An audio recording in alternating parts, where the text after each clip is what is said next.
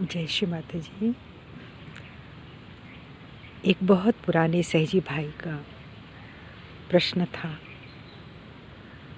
कि 10 साल तक मैं बहुत अच्छी ध्यान की स्थिति में था, फिर कुछ परिस्थितियां बदल गई हमारी। घर में नियर एंड डियर की मृत्यु हो गई, भाव बदल गया और अब बिल्कुल मन नहीं करता है कि ध्यान प्रॉपर किया जाए। आधा अधूरा ध्यान कभी सुबह कभी शाम का हो जाता है। बच्चे भी नहीं सुनते, वो भी अपने तरीके से अपनी ज़िंदगी को चलाना चाहते हैं। वो व्यथित थे, शेयर करना चाहते थे, उन्होंने शेयर किया। मुझे ऐसा लगा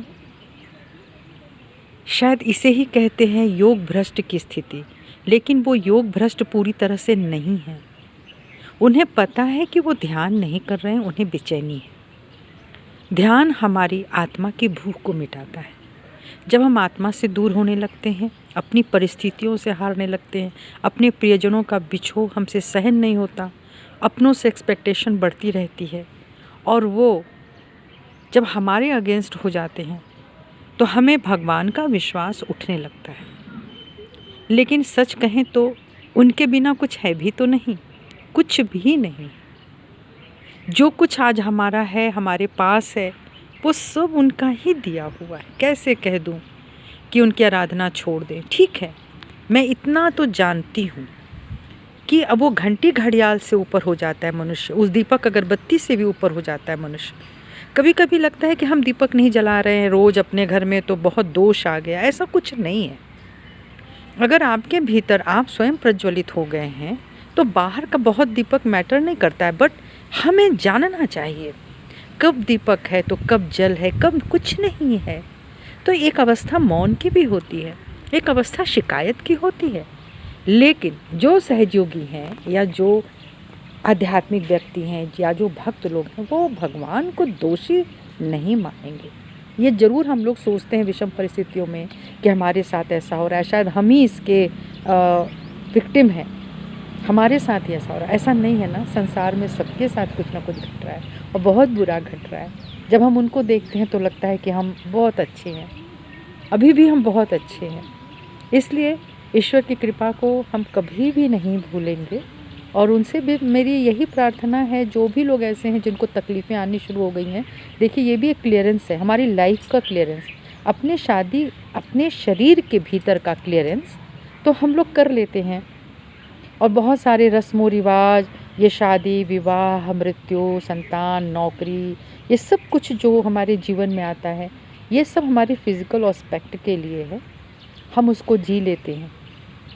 लेकिन जब हम आत्म साक्षात्कारी हो जाते हैं तो फिर हमको इस आघात से भी निकलने के तरीके पता होते हैं।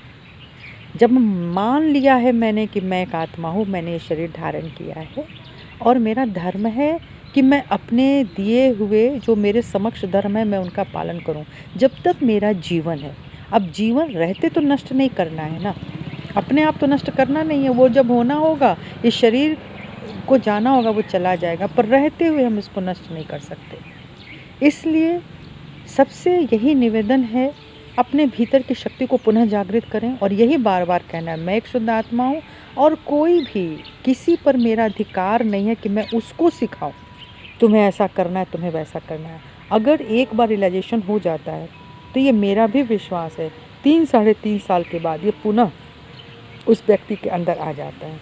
जिनसे छूट रहा है वो रोज़ ध्यान करने के लिए सिर्फ इंट्रोस्पेक्शन करें, वो सिर्फ अपने लिए बैठें, वो प्रभु के लिए मत बैठें, वो सिर्फ अपने लिए बैठें कि मैं क्या कर रहा हूँ, मैं क्यों कर रहा हूँ, मेरे साथ ये स्थितियाँ क्यों हैं, क्या इनसे मैं उबर सकता हूँ खुद कुछ कोशिशों के द्वारा। और अगर नहीं तो फिर यही समर्पण है कि हम प्रभु श्री चरणों में उसको छोड़ दें।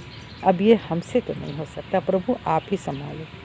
आज संभालेंगे, कल संभालेंगे, परसों संभालेंगे, 2 साल बाद संभालेंगे, लेकिन प्रभु ही तो संभालेंगे। और सबसे बड़ा विश्वास तो मैं यही देना चाहती हूँ कि प्रभु के करने के अपने नियम होते हैं, वो हमारे समय सारिणी के अनुसार नहीं चलते, वो कोई भी समय सीमाबद्धता में नहीं है। इसलिए वो जो करेंगे, जब करेंगे, हमारे अच्छे के लिए करेंगे। और मैं मानती हूँ कि मैं वो आत्मा हूँ। अगर मेरे ऊपर कोई दुख आता है तो निश्चित ही मुझे वो सिखाने के लिए आता है। इससे भी ऊपर उठना है, इससे भी ऊपर उठना है। तो कहीं कोई कहता है मेरे संतान नहीं सुनते, कहीं कोई कहता है मेरे पति नहीं सुनते या पत्नी नहीं सुनती या वो ध्यान धारणा नहीं करते। मैं बस ईश्वर से इतनी ही विवेक मांगती हूँ कि बस मुझ में इतना विवेक देना कि मैं कर सकूँ, मैं तुम्हारे श्री चरणों में पड़ी रह सकूँ। मुझ में विवेक देना कि मैं तुम्हारे गुण गा सकूँ। मैं इसमें क्यों हिम्मत हार रही हूँ? जो मुझ पर पड़ा वो फिजिकल एस्पेक्ट था, वो शरीर से जुड़े हुए, देह से जुड़े हुए संबंधों के प्रति था। अभी भी मैं आत्मा ही हूँ ना। जब मैंने आत्म साक्षात्कार ले लिया है तो फिर मुझे इन दुखों से ऊपर उठना पड़ेगा। अपने ध्यान धारणा को अपने समय के हिसाब से देना पड़ेगा।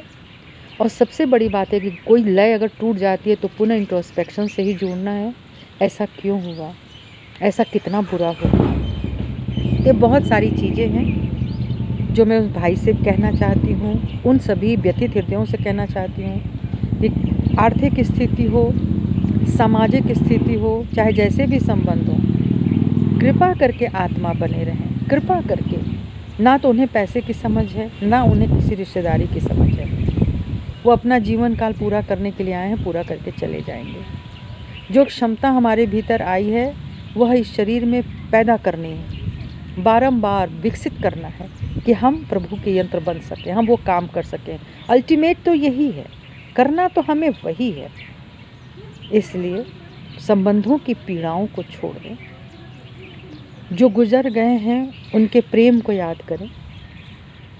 अगर वो आध्यात्मिक रहे हैं, वो निश्चित ही प्रसन्न होंगे कि हम प्रभु के श्री चरणों में।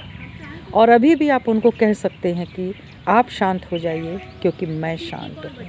जय श्री माता जी।